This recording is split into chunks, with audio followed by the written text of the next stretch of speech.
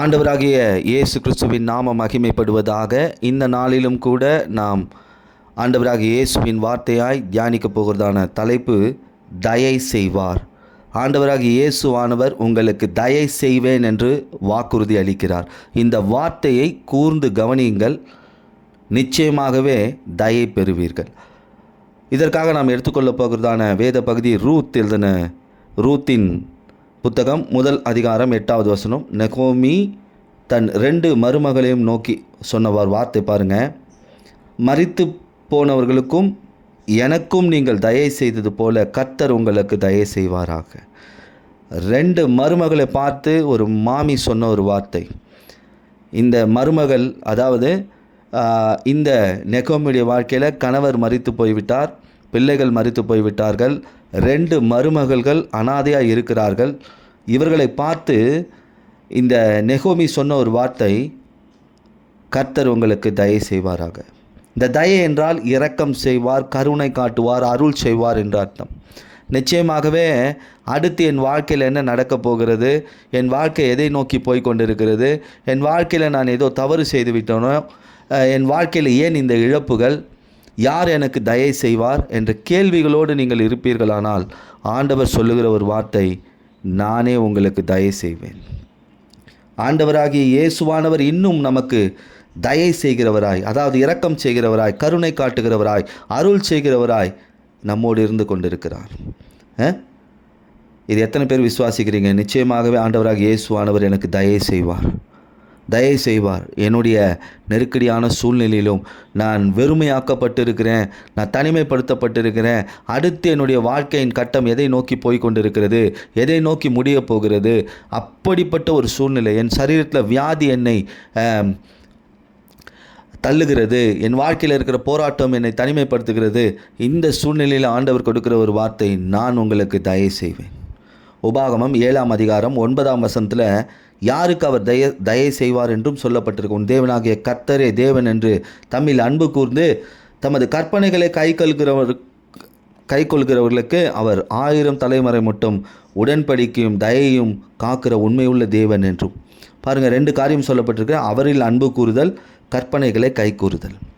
இந்த 2 காரியத்தை நாம் செய்யும் பொழுது நமக்கு அவர் தயை செய்கிற இயேசுவாய் வெளிப்படுகிறார். இந்த 2 கற்பனைகளை குறித்து ஆண்டவராக இயேசுவானவர் மத்தேயு எழுதின சுவிசேஷம் 22 அதிகாரம் 37வது வசனம், 38, 39 வசனங்களை நான் சுருக்கமாக சொல்கிறேன். இந்த இடத்துல 2 கற்பனைகள் சொல்லப்பட்டிருக்கிறது. உன் தேவனாகிய கர்த்தரிடத்தில் உன் முழு இருதயத்தோடும், உன் முழு ஆத்மாவோடும், உன் முழு மனதோடும் அன்பு கூறுவாயாக. உன்னிடத்தில் நீ அன்பு கூறுவது போல் பிறரிடத்தில் அன்பு கூறுவாயாக என்பது. இது 2வது கட்டளை. ஆண்டவராக இயேசுவிடத்தில் அன்பு கூறணும், நம்மிடத்தில் அன்பு கூறுவது போல மற்றவர்களிடத்தில் அன்பு கூறணும். இந்த 2 கற்பனைகளை சரியாக செய்பவர்களுக்கு நிச்சயமாக தயவு கிடைக்கும், நிச்சயமாக தயை கிடைக்கும். அப்போ இந்த தயவு இது கிடைக்க நாம் என்ன செய்யணும்? இன்னைக்கு இந்த நெகோமி மருமகள், இந்த 2 பேருடைய பேச்சுக்களை நாம் கவனிக்கிறோம். இந்த இடத்துல மருமகளை பார்த்து சொன்ன ஒரு வார்த்தை, கர்த்தர் உங்களுக்கு தயை செய்வார். அதில் ஒரு மருமகள் தன் வீட்டோடு போயிட்டான். இழப்புகளை பார்த்த உடனே அவள் பின்மாற்றத்தில் போயாச்சு. இன்னொரு மருமகள், நான் உம்மோடே வருகிறேன், ரூத் நெகோமியோட பெத்லகேமுக்கு வராங்க. இந்த ரூத்துடைய வாழ்க்கையில் எப்படி தயை கிடைத்தது? ஒன்றும் இல்லாது இழப்புகளை பார்த்து உலகத்தால் புறக்கணிக்கப்பட்டு சாப்பாட்டிற்கு கூட வழி இல்லாது வந்த இந்த ரூத்துடைய வாழ்க்கையில் எப்படி தயை கிடைத்தது? அப்படிப்பட்ட ரூத்துடைய வாழ்க்கையில் தயை கிடைக்குமானால் நிச்சயமாகவே ஆண்டவராக இயேசுவின் வார்த்தையை விசுவாசிக்கிற உங்கள் வாழ்க்கையில் அவர் நிச்சயமாய் தயை செய்வார். இந்த தயை கிடைக்க அவள் என்ன செய்தாள்? நாமும் இந்த காரியங்களை செய்யும் பொழுது நிச்சயமாகவே நம்முடைய வாழ்க்கையில் தயை கிடைக்கும். முதல் காரியம், ரூத் 2 அதிகாரம் 2 வசனத்தில், மோவாபிய ஸ்திரீயான ரூத் என்பவள் நெகோமியை பார்த்து, நான் வயல்வெளிக்கு போய் யாருடைய கண்களிலாவது எனக்கு தயை கிடைக்குமோ அவர் பிறகே கதிர்களை பொறுக்கி கொண்டு வருகிறேன் என்றாள். பாருங்கள், இவர் சொல்கிற வார்த்தை பாருங்கள். நான் போகிறேன், யாருடைய கண்கள்லாம் எனக்கு தயை கிடைக்கும், அங்கேருந்து நான் கதிர்களை பொறுக்கிட்டு வரேன். எங்கே போகிறேன்? வயல்வெளிக்கு. அப்போ தயை கிடைக்கும் இடத்தை தேடி இந்த ரூத் போயிருக்கிறா. எங்கே தயை கிடைக்கும்? எங்கே தயை கிடைக்குமோ அந்த இடத்தை தேடி போயிருக்கிறேன். நமக்கு தயவு கிடைக்கும் இடம் எது தெரியுமா? வயல்வெளி, அதாவது திருச்சபை, தேவ சமூகம்.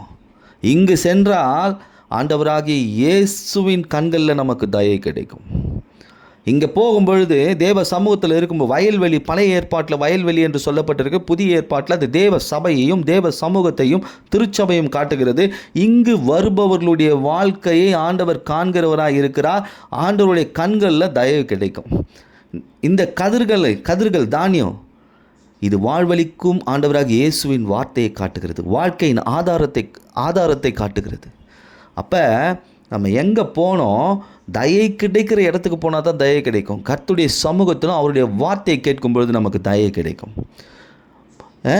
புதிய ஏற்பாட்டில் ஒரு உதாரணத்தை சொல்கிறேன் பாருங்கள். மார்க் எழுதின சுவிசேஷம் 5ஆம் அதிகாரம் 24 முதல் 34 வசனங்களில் ஒரு பெரும்பாடுள்ள ஸ்திரீயுடைய அனுபவத்தை சொல்லப்பட்டிருக்கிறது. 12 வருடம் பெரும்பாடு, வைத்தியர்களால் மிகவும் வருத்தம், பணம் ஆஸ்தி எல்லாம் செலவழிந்தும் குணமாகலை. இவள் இயேசுவை குறித்து கேள்விப்படுகிறான்.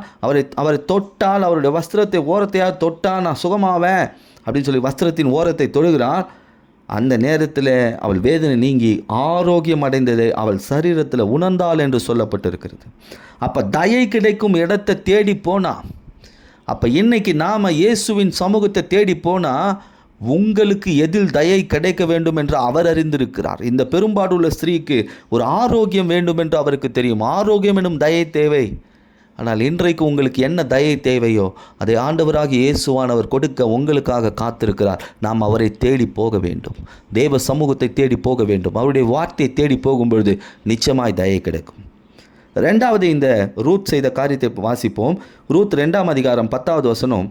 அப்பொழுது அவள் தரையிலே முகம் குப்புற விழுந்து வணங்கி, நீர் என்னை விசாரிக்கும்படி எனக்கு எதினாலே உம்முடைய கண்களில் தயை கிடைத்தது என்றாள். பாருங்கள், ரெண்டாவது இவள் செய்த காரியம். முதலாவது தயை கிடைக்கும் இடத்தை தேடி போனாள். ரெண்டாவது இவள் போன இடத்துல பாருங்கள் என்ன செய்திருக்கிறா? முகம் குப்புற விழுந்து வணங்க ஆரம்பிச்சிட்டான். இது ஆண்டவராக இயேசுவின் இடத்துல விழுந்து பணிவதை காண்பிக்கிறது.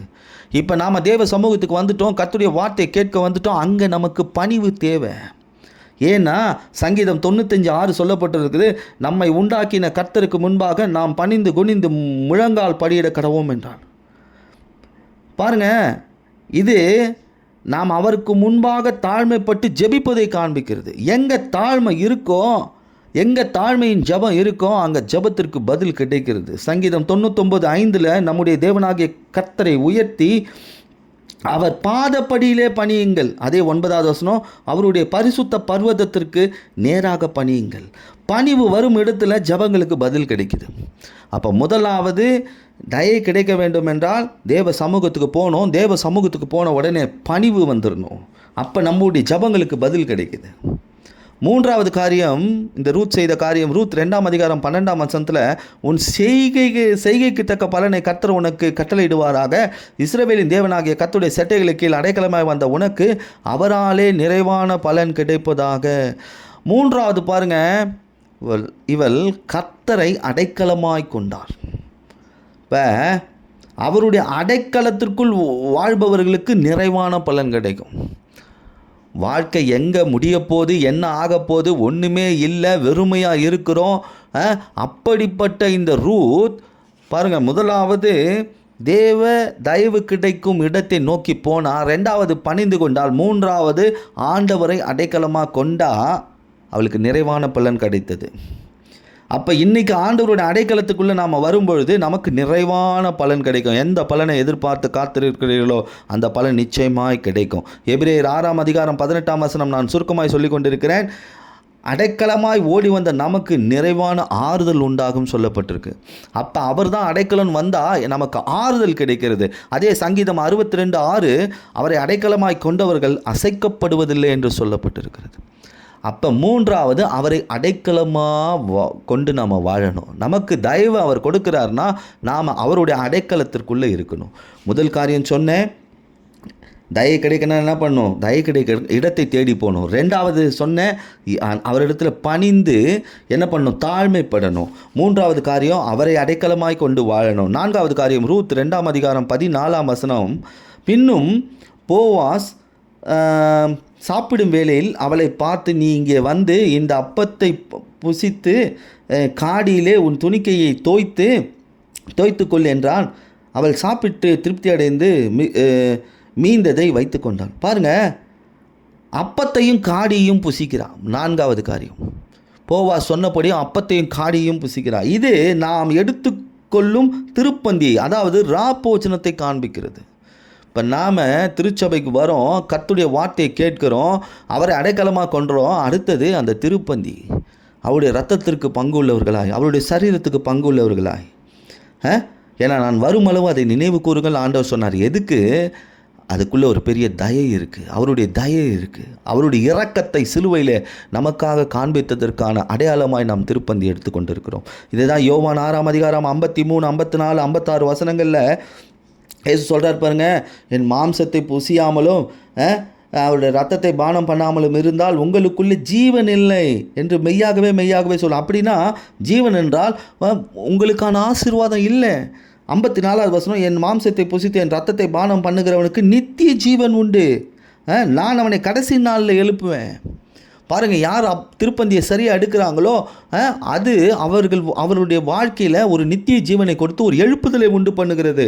56வது வசனம், என் மாம்சத்தை புசித்து என் ரத்தத்தை பானம் பண்ணுகிறவன் என்னிலே நிலைத்திருக்கிறான், நானும் அவனிலே நிலைத்திருக்கிறேன். அப்போ இயேசுதான் அடைக்கலன்னு வந்துட்டா நான் அடுத்த செய்ய வேண்டியது என்ன? திருப்பந்தியை சரியாக எடுக்கணும். அப்போ எனக்குள் அவர் நிலைத்திருக்கிறார். அவருடைய தயவுக்குள் வாழ்வது என்பது அவருடைய இரத்தத்திற்குள், அவருடைய மாம்சத்திற்குள் வாழ்வதை காண்பிக்கிறது. இப்படிப்பட்ட வாழ்க்கை வாழ்பவர்களுக்கு பிசாசின் கிரியைகள் அழிக்கப்படும். யார் திருப்பந்தியை சரியாக எடுக்கிறாங்களோ, அவருடைய இரத்தத்திற்குள் ஐக்கியமாக இருக்கிறாங்களோ, அங்கே பிசாசின் கிரியைகள் அழிக்கப்படும், வியாதிகள் குணமாகும், சமாதானம் கிடைக்கும், ஜெயம் உண்டாகும், நமக்கு ஒரு பாதுகாப்பு கிடைக்கிறது, நம்மை ஆசீர்வதிக்கிறது அந்த ரத்தம்.